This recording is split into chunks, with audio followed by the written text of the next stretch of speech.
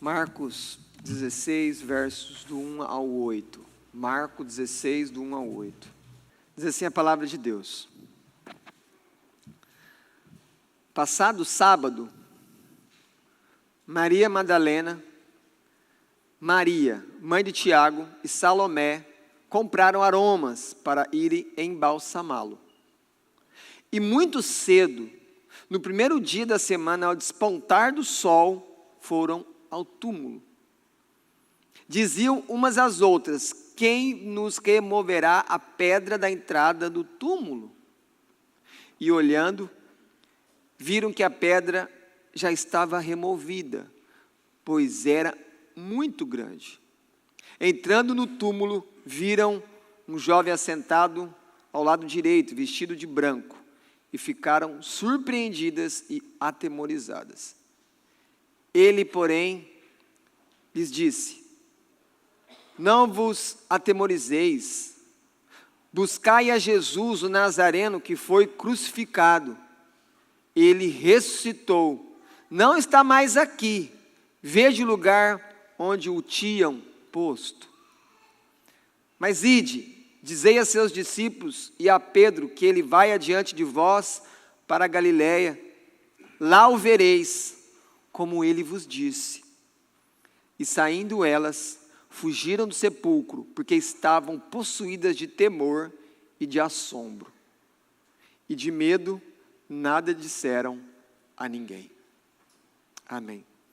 Põe a tua Bíblia aí na poltrona, aberta, onde nós lemos. Agora pega na mão de quem está do seu lado.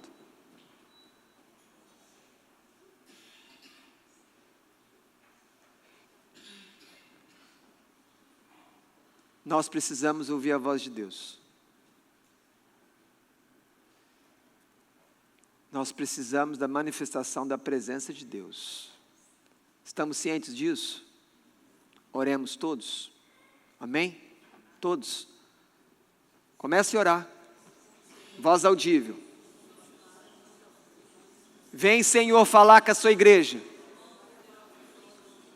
Vem, Senhor, falar com o pregador. Vem, Senhor, falar com a criança. Vem falar com o nosso ancião. Vem falar com quem não te conhece, Senhor. Vem, Senhor, com o poder do teu Espírito. Vem, Senhor, a desarmar o nosso coração. Que a tua palavra venha de maneira poderosa sobre todos nós nessa noite. Faz, Senhor, tudo aquilo que aprove ao teu Espírito, mas não nos deixa voltar para casa da maneira como chegamos aqui, Senhor. Nos enriquece com a tua palavra, liberta a nossa mente, corrige o nosso coração, Senhor.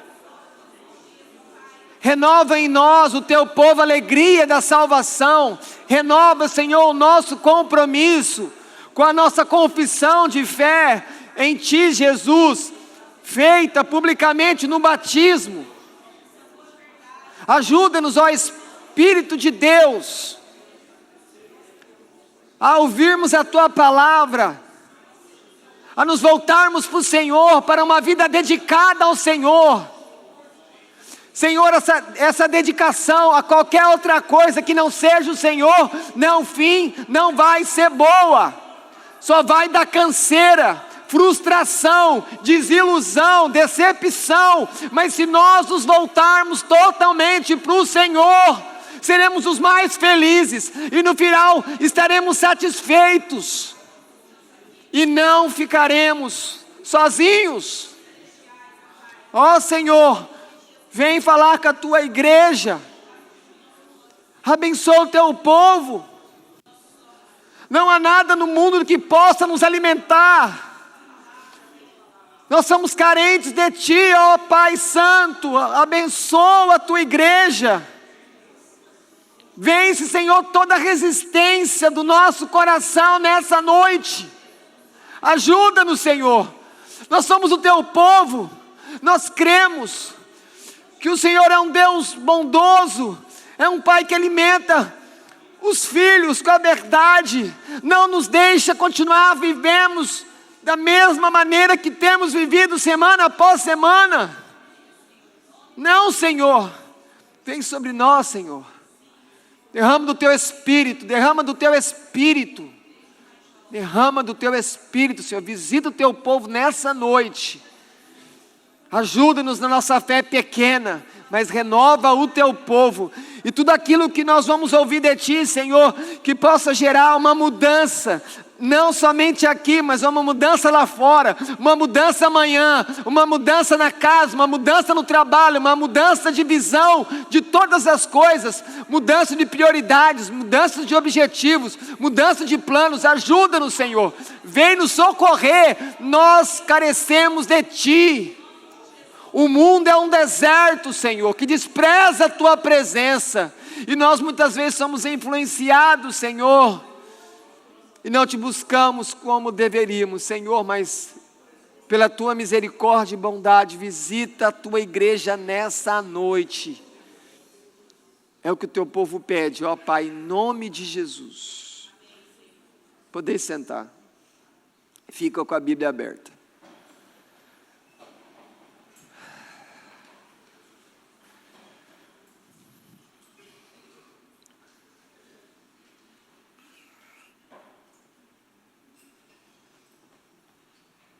Como que está o coração dessas mulheres?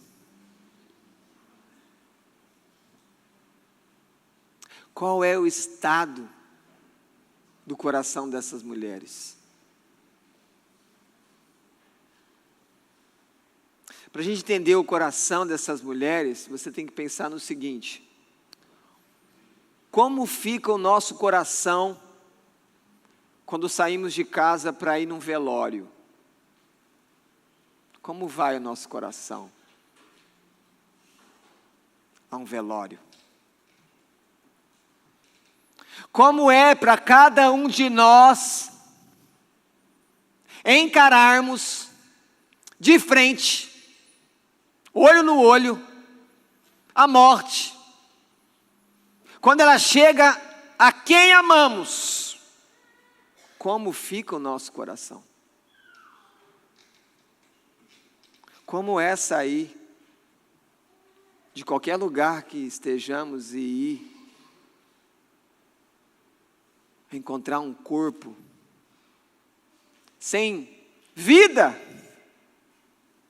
de alguém que nós amamos, alguém que nós convivemos anos, décadas? É exatamente isso que está acontecendo no coração dessas mulheres. Elas estão sofrendo. Elas andaram com Jesus, elas ouviram Jesus, elas contribuíram com o ministério de Jesus, e agora Jesus está morto.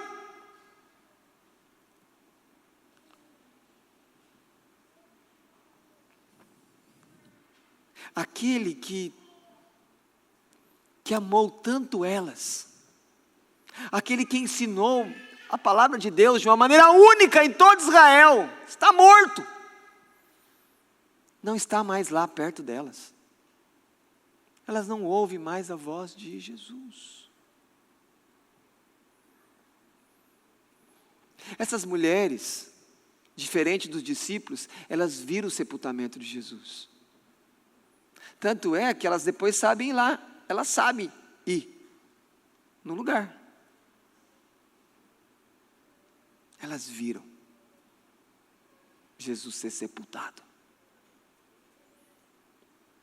E entre a sexta, quando Jesus é sepultado, e o domingo, um dia como hoje, elas passaram pelo sábado, um dia sagrado no judaísmo. E como que foi aquele dia para eles lá, o dia do Senhor deles naquela época, no sábado? Foi um dia que não passava, foi uma angústia sem fim. Elas ficaram inquietas, porque Jesus morreu. Jesus está morto e nós não tivemos nem tempo de ficar ali velando Ele. Nós não podemos preparar o corpo dEle, nós não podemos ungir o corpo dEle. Foi tudo tão rápido. Porque Jesus morreu 3 horas da tarde. E depois 6 horas da tarde já começava o sábado, não poderia fazer mais nada.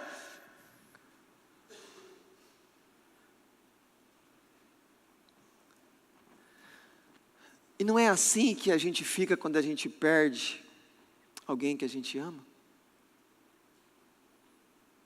Uma angústia inconsolável. Nada que fala cura. E aí, às vezes, isso vem acompanhado de um sentimento de culpa. E aí o coração que já sofre começa a pensar assim: podia ter feito mais, podia ter feito melhor. Perdi tempo com coisas que não eram importantes e deixei pessoas importantes sem a minha presença. E isso vai dilacerando o coração de quem já sofre a perda de alguém querido. Isso deixa o ser humano inquieto, sem lugar, desconfortável. A morte, ela estraga os nossos planos.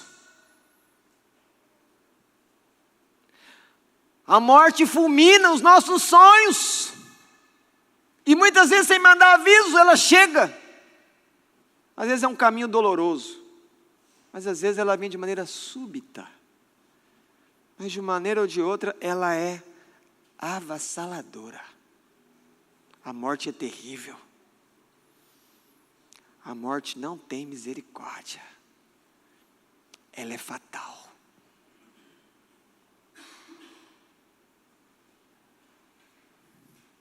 Mas o verso 2 disse que no primeiro dia da semana, muito cedo, o sol despontou. O sol nasceu e aquelas mulheres foram em direção à sepultura de Jesus. E então, aquele emaranhado de tristeza, decepção, de saber o que ia acontecer depois. Agora, elas são chocadas com uma outra notícia surpreendente. Cadê o corpo de Jesus? Que quando elas chegam lá, cadê o corpo de Jesus? O corpo de Jesus não está lá. Qual é o pensamento delas? Quem levou? Para onde levou? Esse é o pensamento delas. Mas o que elas só entenderiam depois é que aquele domingo é o dia em que a vida venceu a morte, aleluia! Aquele é o domingo histórico em Jerusalém, cidade santa escolhida por Deus, onde a vida venceu a morte. Porque o corpo de Jesus não está escondido. Jesus está vivo. Só que elas ainda não sabem. Não é o corpo que mudou de lugar, mas é aquele corpo que agora sofreu uma transformação. Porque aquele corpo que Jesus tinha, mortal,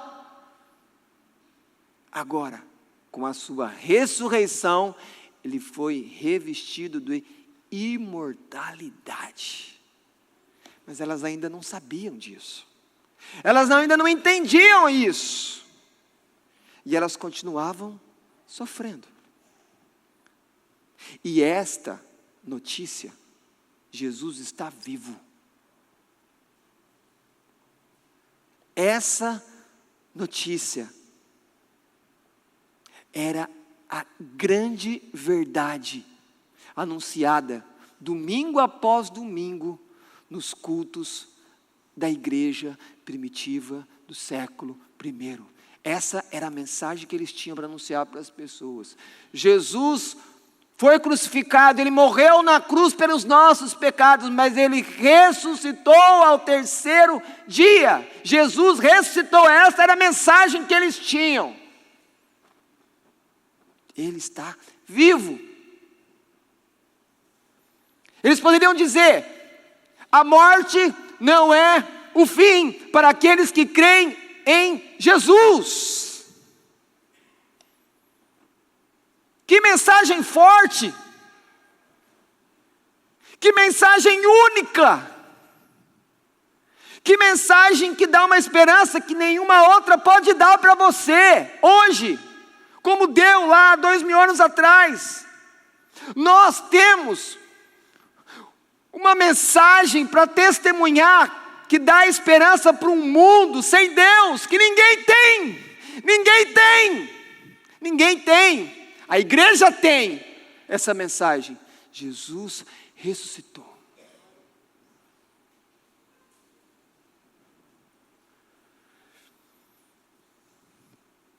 Quando eles falavam isso, eles estavam querendo dizer que no duelo entre Jesus e a morte, Jesus venceu. Ele ressuscitou. E é disso que fala o nosso texto. Jesus ressuscitou. Jesus vive. Vocês perceberam quando ele diz aqui no texto que tinha um homem vestido de branco? Isso aqui é um anjo. O anjo começa a falar com elas, porque elas estão atemorizadas, já chegaram ali acabadas emocionalmente. Agora o corpo de Jesus sumiu, e aí o anjo começa a colocar as coisas no lugar. Não, o corpo não sumiu, mas como não chama a atenção o amor que essas mulheres mostram por Jesus, pensando que Ele está morto. Elas vão lá e gastam dinheiro com aromas, com perfumes, para levar, para ungir o corpo de Jesus, porque elas não queriam o corpo de Jesus exalando mau cheiro. Elas estão preocupadas. Elas continuam ardendo de amor por Jesus. Então o que elas fazem no domingo bem cedo? O sol despontando em Jerusalém, elas vão ao túmulo. Mas elas não vão naquele caminho pensando: será que Ele ressuscitou? Ele falou que Ele ia ressuscitar, Ele falou que destruía e depois no terceiro dia reconstruía. Elas não vão pensando nessas coisas. Elas não estão focadas naquilo que Jesus falou. Elas estão focadas no que está no coração delas, na dor. Elas estão pensando achar o corpo, passar os perfumes, embalsamar o corpo. É isso que elas querem, é o objetivo, é o pensamento delas. E junto com esse objetivo de embalsamar, vai o que junto? Vai emoldurado, frustração, a dor, a saudade, a angústia do luto no coração delas.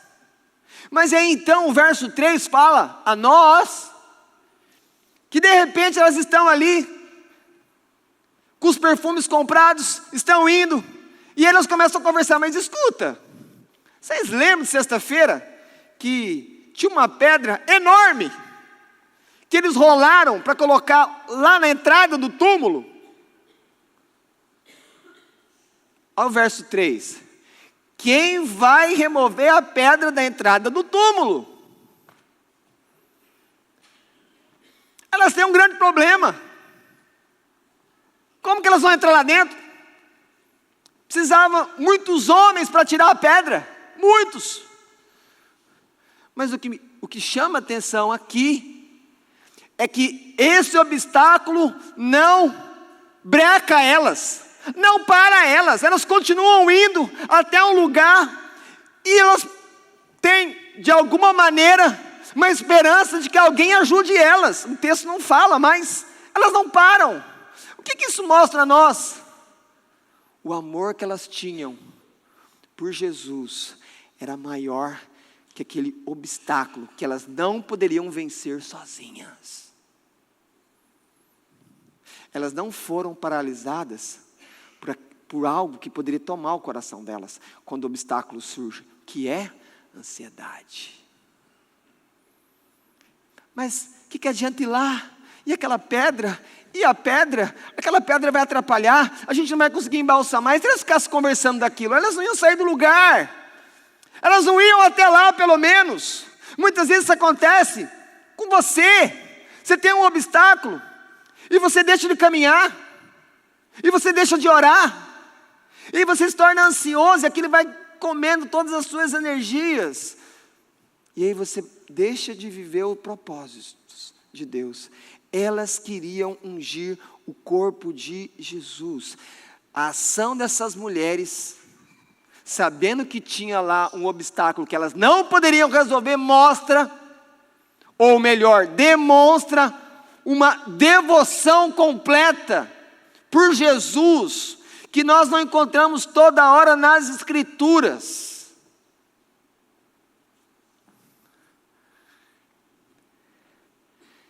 E a sua dedicação a Jesus?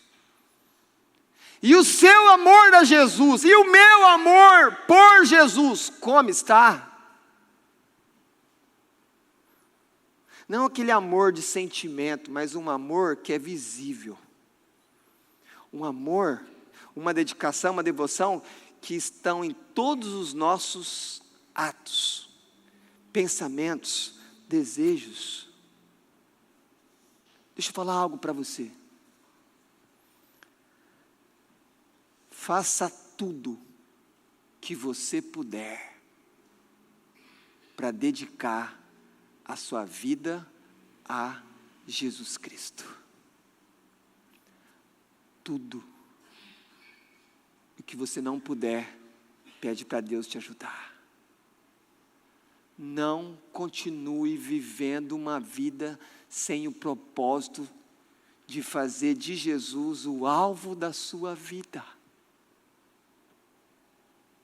Muitos vão dizer para você que o seu alvo é inalcançável, inatingível, vão querer fazer você desistir dessa dedicação a Ele. Mas se tem alguma coisa na vida que vale a pena você investir toda a sua vida, é você decidir dedicar a sua vida a Jesus. Fazer tudo para Ele. Colocar Ele como fundamento a todas as coisas que você faz na vida. Colocar Ele como aquele que tem que ser, aquele que fica feliz com todos os seus pensamentos. E quando você percebe que tem algo na sua mente que não agrada a Jesus, você luta para tirar aquilo do seu coração, da sua mente. Pois garanto a você que um dia, quando a morte chegar, e ela chega, você vai ser tomado de um sentimento de missão cumprida. Você vai se sentir, agora eu vou ser tomado pelos braços do meu Redentor. Agora eu vou ficar totalmente entregue àquele para quem eu vivi. Mesmo sabendo que eu vivi de maneira imperfeita, mas a minha vida foi movida por um amor devoto a Ti, Jesus. Agora, leva o Teu servo, leva a Tua serva. Não foi isso o que Simeão falou para Deus quando ele estava com Jesus. Jesus, com poucos dias, ele está lá no templo, ele pega Jesus, ele tinha uma promessa de Deus, o Espírito leva ele lá e fala assim: agora, Senhor, despede o teu servo, porque eu já vi a salvação. Percebe isso? Ele era um homem dedicado a Deus, e quando ele vê Cristo, fala assim: me leva, Senhor, porque eu vi o Salvador. Se nós vivermos assim, nós vamos ter menos frustrações lá naquele dia de encontrar Ele. Menos. Porque no final, deixa eu falar algo para você. Você está se dedicando a alguém. Não tem como você fugir dessa pergunta. Você está vivendo para alguém. Se não é para Cristo, é para você. Se não é para você, está vivendo para o seu pai. Ou é uma mãe que está vivendo para um filho. Ou é um empresário vivendo para os negócios. Ou, nesse mundo cada dia mais longe de Deus, é uma mulher às vezes sozinha, ou um homem viúvo vivendo para o animal, chamando de filho, chamando de filha, porque está sozinho. Para quem você está dedicando a sua vida? Ainda dá tempo de recalcular a sua dedicação, porque um dia você vai encontrar com Jesus. Lembra? O que você tem preparado? O que você fez com os dons que eu te dei? O que você fez com a vida que eu te dei? O melhor investimento que você pode fazer é hoje, num domingo, o dia da ressurreição, decidir, renovar de novo, falar: Senhor, eu quero voltar a viver dedicado para o Senhor, eu quero viver rodeado pelos louvores. Senhor, eu quero voltar a viver diante da Tua palavra, que me confronta, mas que me alimenta. Senhor, eu quero viver dedicado a fazer o bem a todas as pessoas, principalmente aos meus irmãos na fé. Não perca a oportunidade. Essas mulheres estão aqui registradas como mulheres devotas, dedicadas, que amaram Jesus até as últimas consequências, que não abandonaram Jesus. Precisamos aprender com esse amor, com essa dedicação. Nada vale a sua vida. Como eu provo? Porque Jesus comprou a sua vida com a vida dele, não foi com outra coisa. E então a caminhada termina, elas estão de frente para o túmulo, e aí elas têm uma grande surpresa: a pedra não está lá. Que bom! Então vai ser fácil entrar no túmulo, vai ser fácil chegar no corpo de Jesus. E aí vem a grande expressão que nós perdemos.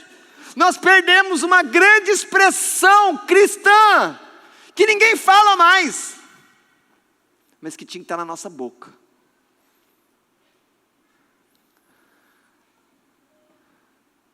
O túmulo está vazio.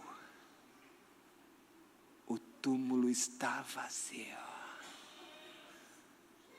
Ele não está lá. João fala que a roupa ficou lá. Ele mostra o lugar. O túmulo está vazio. E com 2000 anos de história, historiadores, incrédulos, cientistas, israelenses, palestinos, árabes, americanos, russos, ninguém conseguiu levantar nenhuma teoria que explique por que o túmulo está vazio, e nem vai conseguir, porque Cristo ressuscitou. Ele venceu a morte. Vocês estão entendendo o que é ser vitorioso? Porque nós cremos naquele que é Senhor sobre a morte, Cristo. Nenhum outro lugar vão te falar isso.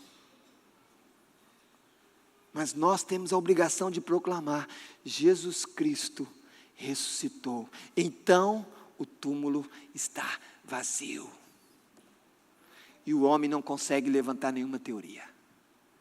Eles tentaram, mas faz 2000 anos. E a verdade continua: o túmulo está vazio. Lembre-se que no Evangelho de João, Maria Madalena, quando ela descobre que o corpo não está lá, o que ela fala? Ela vai até Pedro, ela vai até João, ela vai até os discípulos. O que ela fala? Ela diz assim: tiraram do sepulcro o Senhor e não sabemos onde o puseram. Percebam isso, ela não sabe onde está o corpo de Jesus. Ela já foi lá no sepulcro, ela já foi no túmulo, está vazio, mas ela ainda não está entendendo que Jesus ressuscitou. E ela vai nos discípulos, porque o anjo falou, ó, vai lá e conta, fala lá para Pedro, fala lá para eles. E ela corre. Ela está procurando um corpo. No mesmo instante que constataram que o corpo de Jesus não estava ali, aqui tem uma coisa interessante. Como que elas ficaram naquele momento? O corpo de Jesus não está ali. Elas tiveram desespero. Porque além de perder Jesus, o mestre, agora elas perderam o corpo de Jesus. E elas foram lá para fazer bem para Jesus, mesmo morto, honrando Ele. Sabe o que eu estou vendo aqui? Que mesmo nos momentos mais difíceis da nossa vida, Deus tem uma palavra de consolo. Deus não deixa elas totalmente perdidas, por mais que elas estão totalmente desorientadas, mas a Escritura diz que esse homem de branco, um anjo, diz: não tenham medo. Olha a palavra de Deus trazendo consolo, no meio do desespero, do caos dela. Buscai a Jesus, o Nazareno, que foi crucificado. Ele ressuscitou, ele não está mais aqui. Olha aqui o lugar, ele não está aqui. Mas mesmo assim, elas não acreditam. Mas lembre-se, o fato delas não acreditarem, não quer dizer que Deus não se importou com elas naquele momento e deu uma palavra de consolo. Deus, quando estamos perdidos, Ele é um Deus de toda consolação. Isso está acontecendo com essas mulheres. Deus tem compromisso conosco, Ele não nos deixa perdidos. Mesmo quando nós não estamos crendo na palavra que vem. O que eu quero dizer com isso? A palavra vem. Mesmo que eu não entenda, mesmo que eu use ela de maneira errada, mas a palavra vem, porque Deus é fiel. Deus é um Deus presente, que se importa. O túmulo está vazio. Um renomado professor de direito da Universidade de Harvard diz assim: o túmulo vazio é uma verdadeira rocha contra a qual se despedaça todas as teorias racionalistas contrárias à ressurreição. É um professor de direito falando. Ele está falando de evidências. O corpo não está lá. Quando nós olhamos para o primeiro sermão da igreja, Atos 2, Pedro faz uma menção do túmulo vazio, sem falar a expressão túmulo vazio. Em certo momento do seu sermão, no verso 24, ele começa a falar que Jesus ressuscitou, e depois ele cita quem? Ele cita o túmulo do rei Davi. Mas ele diz assim: mas Davi morreu, mas o túmulo dele, percebam, o túmulo dele está presente aqui até hoje. Só para vocês terem uma noção de tempo, quando Pedro fala isso, em relação a Davi, e o túmulo dele está aqui até hoje, isso tem 1000 anos, do tempo que Davi morreu, e o tempo que Pedro está em Jerusalém, pregando o evangelho, onde 3.000 pessoas vão ser salvas, tem 1000 anos de diferença, e o túmulo de Davi está ali, ó, Davi morreu, ó o túmulo. E no túmulo de Jesus, Ele ressuscitou. Ele está usando isso na primeira mensagem. Nós perdemos isso, nós perdemos essa verdade, que é da nossa família, da igreja. O túmulo está vazio.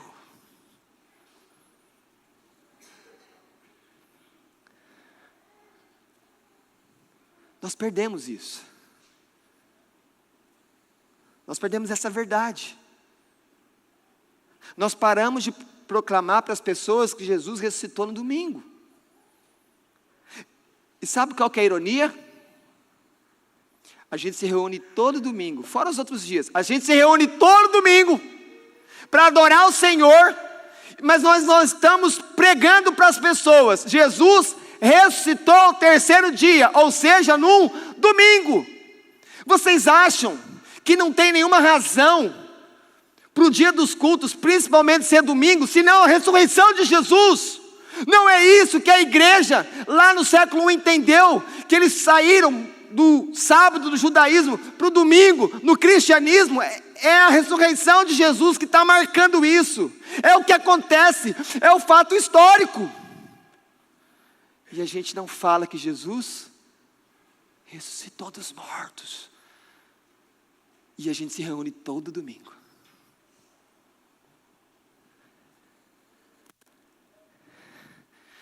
Nós precisamos pregar que Jesus ressuscitou. Porque pregar que Jesus ressuscitou é uma maneira infalível de ser fiel a Deus. É manter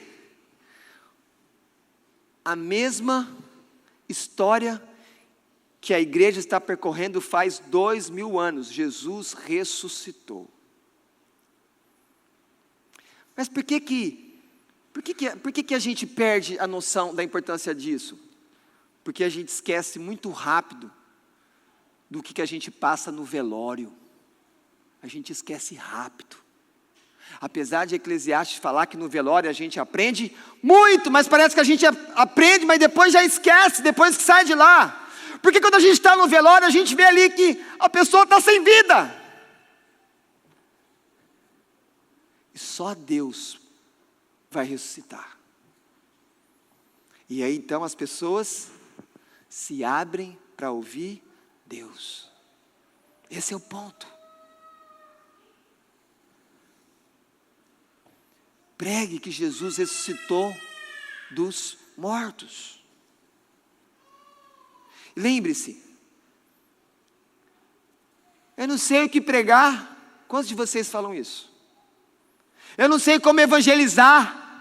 Para pensar. Eu não sei evangelizar. A sua pergunta te dá a resposta. Toda vez que você falar, eu não sei evangelizar, a sua pergunta traz a resposta. Evangelizar, fale o evangelho para a pessoa. Fala, Jesus morreu para perdoar os pecados dos pecadores, mas Ele ressuscitou. Mas aí sabe o que acontece? Aí você entra naquilo que Paulo disputou com os coríntios. Pastor, isso não tem sentido. A pessoa vai falar que essa mensagem não tem sentido, ou seja, vamos falar que isso é uma pregação louca.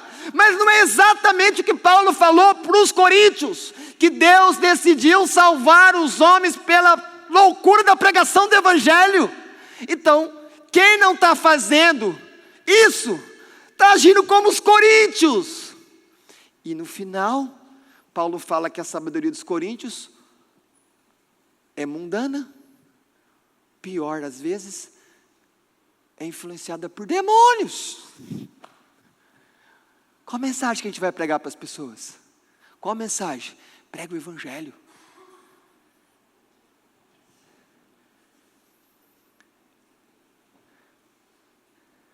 Falar que não sabe pregar o evangelho é apenas uma desculpa que não vai tirar a sua culpa perante Deus por não pregar para os pecadores. A pregação está pronta, é só você falar. Pode ser que o problema é, você tem medo, igual as mulheres tiveram medo, você tem medo, você não fala, você não quer se indispor com as pessoas.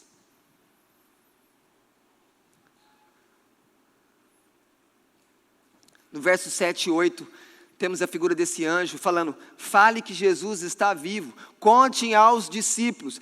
Mas enquanto que as mulheres não acreditaram que Jesus tinha ressuscitado, e como que os discípulos agiram? Da mesma maneira, eles não acreditaram nelas. Tem uma coisa interessante aqui, que eu quero rapidamente explicar para vocês, que mostra como que o evangelho, ele é confiável como um documento histórico. Vocês estão percebendo que as primeiras pessoas a saberem que o corpo de Jesus não está no túmulo são mulheres? Não tem nenhum homem aqui, são mulheres. Qual que é a implicação? No século I, as mulheres não eram testemunhas confiáveis para nada. Ninguém aceitava a palavra dela. Eu estou falando do século I. Ok?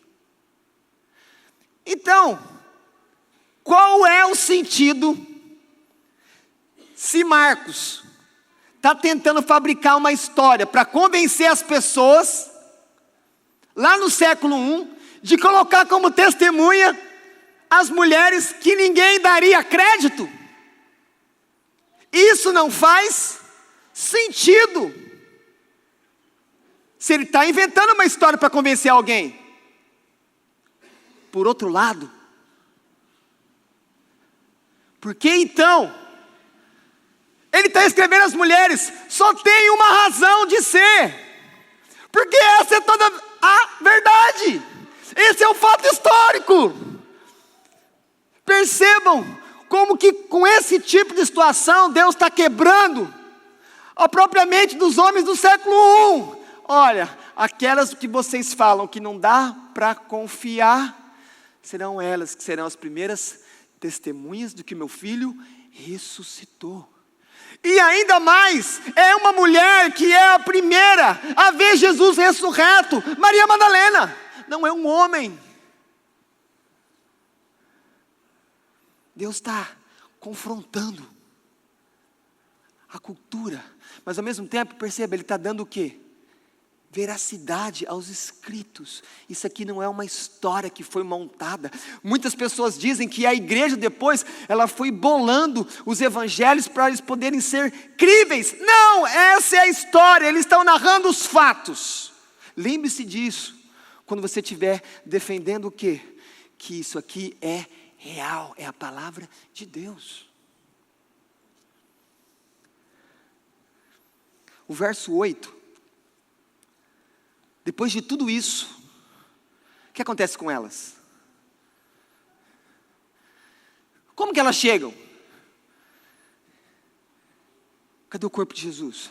Vamos embalsamar, eu vou passar tal perfume, você faz isso, vamos evitar mau cheiro no corpo do mestre. Agora, depois que elas escutam que Jesus ressuscitou, elas saem correndo, elas estão com medo, elas não sabem o que fazer, e elas saem e elas não falam, elas não fazem nada.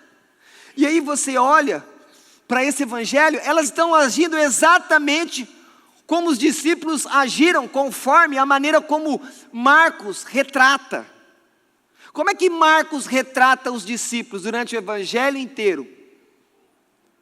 Fracasso, medo, insegurança, falha, imperfeição. Opa, está falando de nós. Está falando de você e de mim.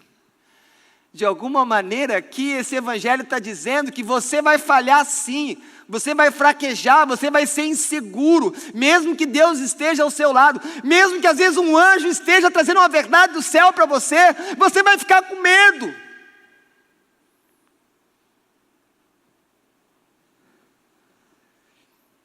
A grande questão é que Deus ama a igreja sendo imperfeita dessa maneira. Por quê? Escute isso. A sua imperfeição é que para você nunca confie em si mesmo e saber que quem vai te preparar, quem vai te santificar e quem vai te apresentar ao Pai é o próprio Senhor Jesus Cristo, que morreu e ressuscitou por você. Não é isso que ele diz aos Efésios, que ele vai apresentar uma noiva como? Sem mácula, sem ruga, perfeita. Se ele fala tudo isso, porque ela tem mácula, ela tem ruga, ela é feia, ela é infiel.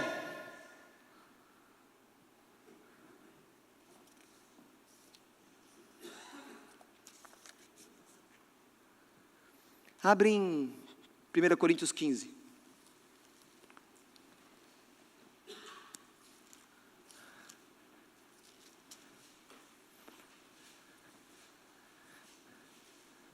Eu disse a vocês que falar que Jesus ressuscitou era a principal mensagem da igreja lá no século I, é a mensagem, Jesus ressuscitou.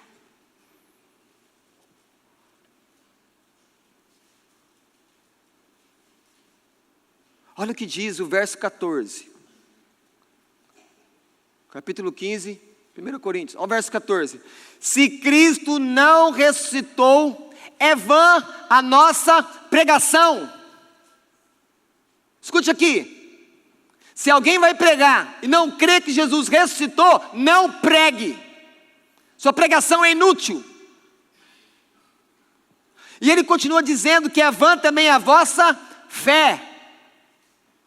A verdadeira fé é aquela fé que crê no que a Escritura diz.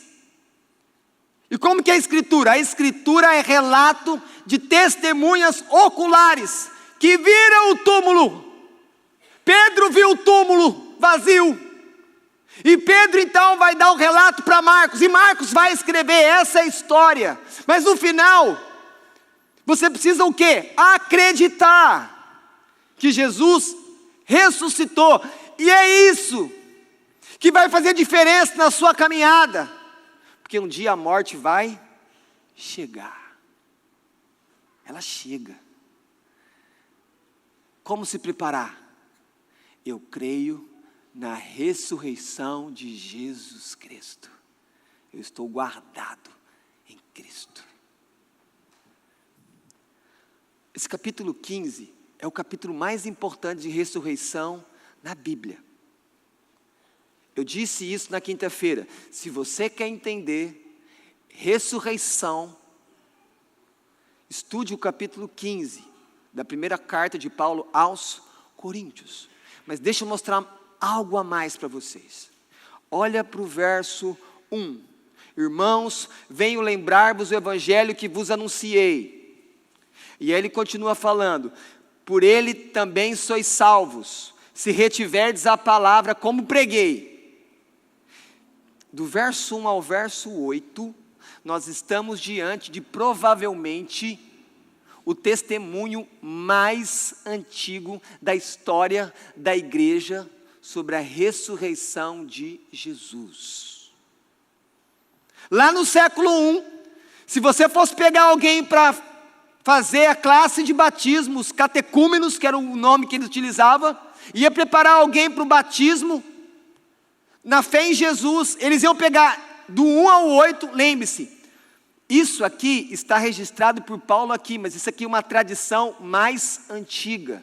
Provavelmente esses versos aqui eram uma outra tradição que Paulo cita aqui, nessa carta aos Coríntios, onde ele recebe uma tradição da igreja que já existia lá.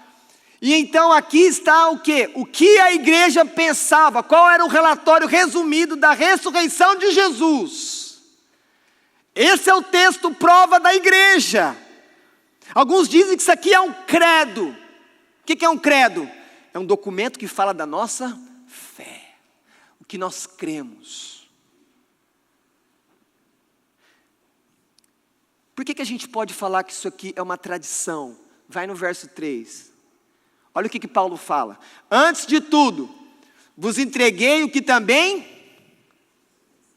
Olhe para cá. Vos entreguei o que também...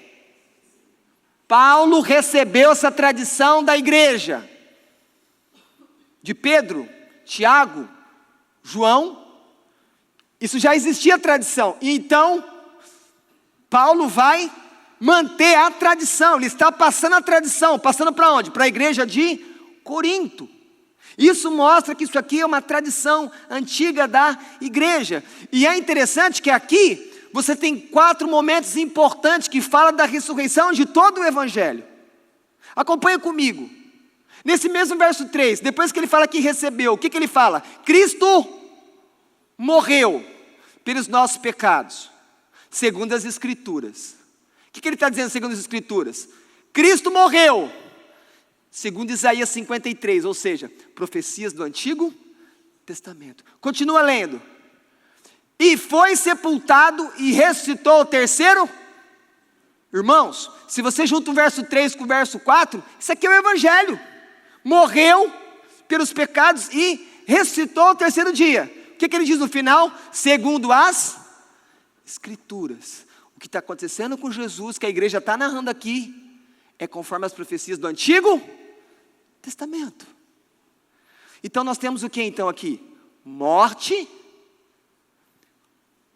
Depois que ele falou de morte, ele falou, foi sepultado, depois ressuscitou, e aí vem outra evidência, agora da ressurreição. Qual que é a próxima evidência?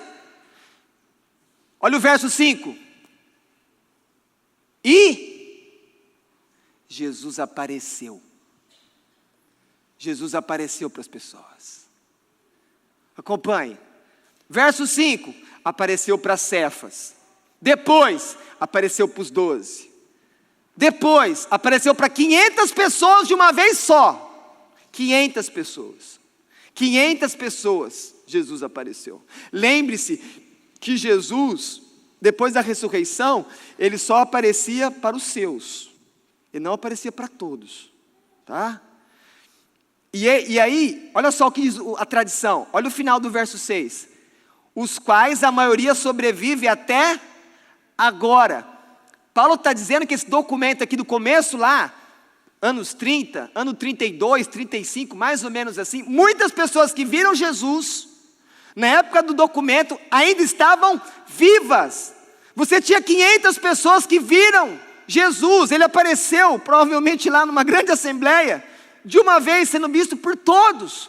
Então percebam como nós temos o quê? A documentação histórica da ressurreição de Jesus. E no final, o próprio Paulo que está escrevendo, o que ele fala no verso 8? Acompanhe. E no final, depois de todos, foi visto também por quem? Por mim. E o que ele fala depois? Um nascido fora do tempo. Por que nascido fora do tempo? Fala, não, porque eu sou apóstolo, eu não andava com Jesus, eu estava perseguindo a igreja, eu matava crente, mas Deus, no seu plano eterno, ele resolveu, ele me alcançou, e aí eu fui chamado a ser um pregador aos gentios. É porque ele é o quê? Ele é um apóstolo, porque é chamado por Jesus, mas ele não andou como os outros 12 andaram. Queridos, a ressurreição de Jesus é o fundamento da nossa fé. Se Jesus não ressuscitou, a morte venceu. Se Jesus não ressuscitou, você ainda está com a culpa dos seus pecados e você então não tem salvação. Se Jesus não ressuscitou, o cristianismo é o maior engano da história da humanidade. Agora olhe para esse documento. A igreja teve o cuidado, e Paulo aqui registrou para nós termos, 2000 anos depois, um documento histórico na escritura, mostrando que Jesus ressuscitou, que pessoas viram Jesus, e essas pessoas que viram Jesus depois, escreveram, como nós temos os evangelhos. Mas deixa eu dizer 3 coisas sobre isso tudo para você. Primeira coisa importante que você tem que guardar no seu coração sobre a ressurreição de Jesus. Jesus venceu a morte. Lembra que eu comecei falando do velório. O velório vai chegar. O dia mau vai chegar. O dia da partida vai chegar. Qual a única esperança que eu tenho para enfrentar esse dia? Jesus venceu a morte.